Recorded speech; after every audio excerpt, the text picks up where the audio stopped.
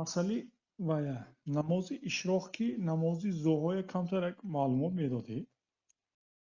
فرق نیست بین نماز ضحی و بین نماز اشراق هیچ فرقی ندارد. اگرچه بعضی از علما نماز اشراق، نماز چاشت، نماز ضحی گویان بینش فرق میگذارند و بعضی اختلافات رو ذکر میکنند، هیچ اختلافی ندارد. یک عمل است، نامش مختلف است. نامش رو ضحی میگن، نامش رو چاشت به زبان تاجیک میگن، نامش رو اشراق میگن.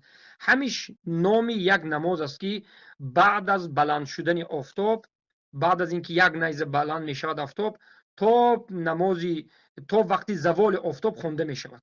پیامبر صلی الله علیه و سلم می خوانند. انا همین رو نمازی ضحی و اشراق گفته می شود. بارک الله فیکم که پیامبر صلی الله علیه و سلم در حدیث گفت که هر کسی که 2 رکعت نماز ضحی می خواند 365 صدقه که باید به هر یک اعضای بقوم هایش کند به سبب 2 رکعت نماز برداشته میشه.